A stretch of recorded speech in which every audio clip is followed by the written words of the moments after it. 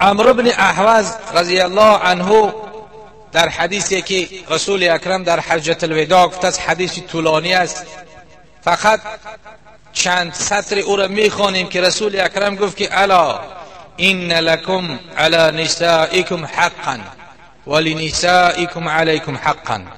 ای امتی من، پیغمبر گفت آگاه باشید که شما به بالای زنها حق دارید، زنها هم به بالای شما حق دارند. فحقكم علیهن الا یوطئن فروشکم من تکرهون ولا یأذن فی بیوتکم لمن تکرهون. حق شما بر بالای زنها همین است که رسول اکرم گفت هر کسی را که مرد بد میبیند، زن باید که همون بد میدیدگی شوهرش در خاندانش در جای شوهرش ننشاند. اون چخیل که شوهرش احترام میکند، قانون همین است که زن شوهرش احترام کند، در همه او را بشناند، کرپچه ملایم زیبا را به پای او بیندازد. حق مرد همین است به بالای زن. یک حق همین است که اون جایی که شوهرش میشناند و احترام میکند، زن اگر شوهر کسی را بد میبیند به جای شوهر او را نشناند. ولا یأذن فی بیوتکم لمن تکرهون. دیگر همی که کدام کسی را که شوهر بد میبیند، زن او را اجازت داخل خاندان شدن. ام حبیبه مادرمان، زوجه رسول اکرم صلی الله علیه و سلم، همه زنهای پیغمبر برای امتش مادر هستند. زنهای پیغمبر برای امتش تا بر روز قیامت مادرهای ما و شما هستند. به چه خاطر مادر هستند؟ بعد از پیغمبر اونها را کسی نکاح کرده نمیتوند، چون که مادرهای ما و شما هست. ام حبیبه بنت ابو سفیان دختر ابو سفیان بود. ابو سفیان البته که تاریخ همتون میدونین کسی بود که صدها هزار لشکر کشیدگی، سختترین قتالترین دشمن اسلام، دشمن مسلمین صحابه و پیغمبر همه ابو سفیان بود در ابتدا. البته او زمانی که مسلمان نشیده بود، دخترش ام حبیبه اسلام آورده بود.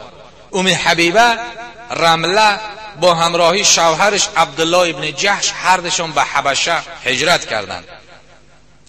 زمانی که به حبشه هجرت کردند، در حبشه چند ایستادن که ام حبیبه در خوابش دید شوهرش که رنگ روش زرد لاغر خرابی، همیتا خزان، بسیار حالش بد. در خوابش وقتی که دید از خواب بیدار شد، گفت که خدایا چه حال است؟ گفت یگان مصیبتی سختره به سری من میآید، به سری شوهرش میآید. چند در حبشه ایستادن که عبدالله ابن جحش، اون بیچاره بدبخت، از ترس بسیار و هراس بسیار از دین اسلام برگشت نصارا شد. امروزه هم نعوذ بالله بسیار مسلمان است که خواه از دنیا میترسه، خواه از عقوبت دنیا میترسه، حقیقت نمیگه، خودش کافر میکنه و رفتن میگیره، نمازش ترک میکنه به خاطر یک مخلوق ناچیز شده. خیلی بنده ها هستند. عبدالله ابن جحش نصرانی شد، کافر شد در اوجا، با همون کفر و نصرانیگیش قطعی مرد نابود شد. وقتا که در مکه مکرمه آوازه آمد که عبدالله ابن جحش نصرانی شد و نابود شد، ام حبیبه در اوجا بیوزن تنها مانده است. رسول اکرم صلی الله علیه و سلم از همین جا مکتوب به نجاشی، به پادشاه حبشه روان کرد تا که از ام حبیبه خواستگاری کند که رسول اکرم خودش او را به زنی بگیرد. وقتی که اون مکتوب به شاه حبشه نجاشی که رسید، نجاشی یک کنیزه که روان کرد به پیش ام حبیبه که برو از نام رسول خدا صلی الله علیه وسلم او را خواستگاری بکن. البته که رسول اکرم صلی الله علیه وسلم چنان دلسوز، چنان مهربان بدن که فکر کرد که یک مسلمان زن در حبشه بی شوهر، بی وزن، بی صاحب حالی و مشقت بسری و چی باشد، گفته رسول اکرم از دلسوزی و محبت بسیاری کار کرد. بعداً کنیزک نجاشی وقتی که به ام حبیبه آمد، اون خواستگاری رسول اکرم صلی الله علیه وسلم وقتی که فهماند گفت که آیا چی میگوید، ام حبیبه میگه از هیجان بسیار، از اشک بسیار ریزاندن و خرسندی زیاد که خدایا میگفت آیا من لایق هستم که زن حبیبی خدا بشم؟ آیا من لایق هستم که فردا روز قیامت از تگ چادر خدیجه و حضرت فاطمه محشور بشم؟ خدایا آیا ما چی بنده ای هستیم که لایق باشیم به حبیبی تو؟ گفتن از خرسندگی بسیار همه گوشوار و چله و زیره و هر چیزی که از آرایشات و تیلاواری و لباس خوبی داشت همش بدر کرد به همون کنیزک از خرسندی داد. گفت که همه هدیه به تو که یک خبری به من آوردی که از ایده دیگه خبری خوشی نیست. رضایت خودش داد. شاه حبشه نجاشی چند قدر طلا و چیز چاره زیاد مهر ام حبیبه را روان کرد.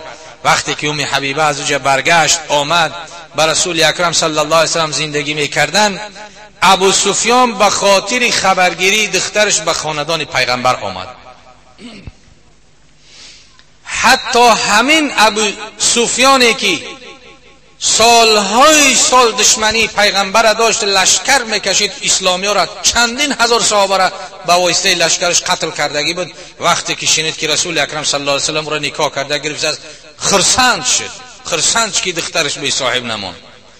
وقتی که دخترش خبرگیری به خاندان رسول اکرم صلی الله علیه و سلم آمد، حالا که اسلام نه آورده بود، مسلمان نبود، اسلام نه آورده بود، دشمن پیغمبر بود، چقدر صحابه را به لشکرش کشته نابود کردگی بود، با وجود همین پیغمبر او را از خانش نراند.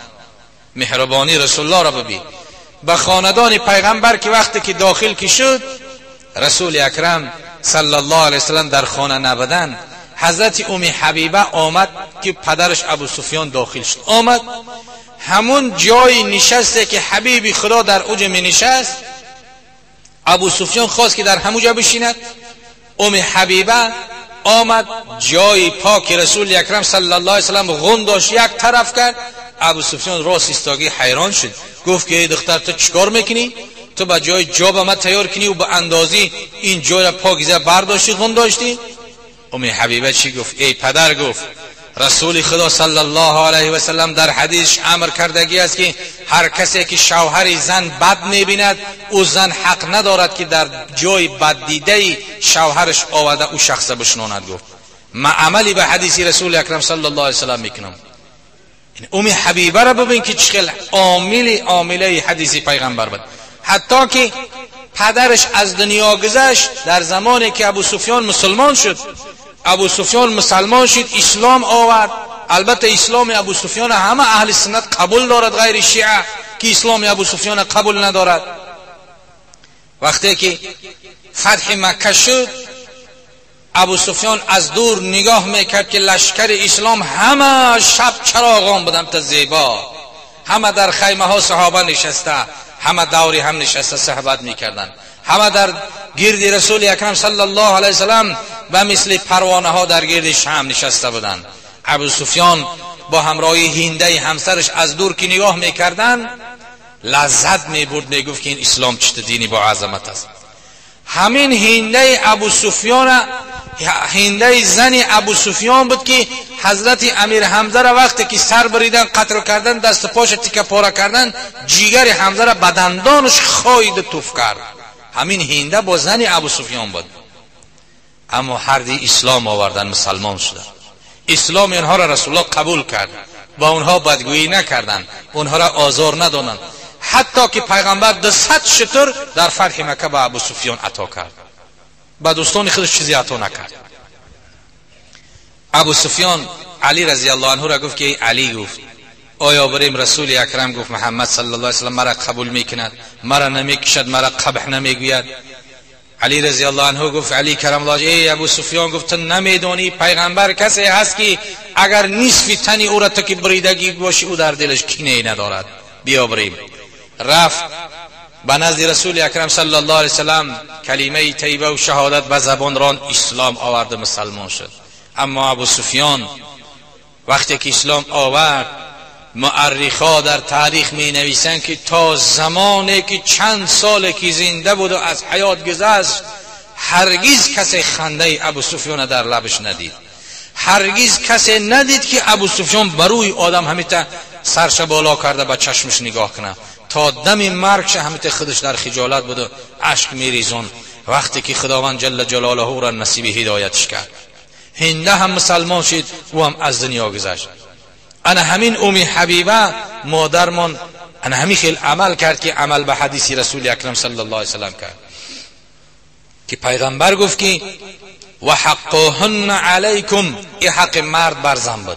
با حق زن بر مرد چی است؟ رسول اکرم گفت که و حقهن علیکم ان تحسنوا الیهن فی کسوتهن و طعامهن. حق زنها بر بالای مردها همین است که نیکو او را بخورانید، حلال اونها را بخورانید، حرام نخورانید، از مهنت حرام و پول حرام او را نخورانید، نپشانید که فردا روز قیامت از کشتل شوهر میگیرد و زن میگه من ترا مجبورت کردم که مرا حلال بخوران حرام بپشان. این حرام های خوراندگی و پشاندگی خودت بگیر گفته با شوهرش میخیل میگه. مردها احتیاط کنین که حلال بخوران زنها را، حلال بپشانین زنها را، که حق زنها در گردن مردها همین است. نه این که او را حق زن بر بالای مرد همین است او را بخورانی، او را بپشانی، بجای خواب تعمیمش بکنی. نه این که امروز میبینی نکاح میکنه میگیرش یک ماه زندگی میکند و عروسی بیچاره در خانه میمونه و همین رفتگیش به ملک عروس میرود یا چند سال بعد میآید. آیا اسلام ایمان در کجا هست؟ او زن خواندن در کار، او زن پشاندن در کار، او زن بجای خواب تامین کردن در کار، او زن به خود شهوت دارد. اسلام ایمان در کجاست؟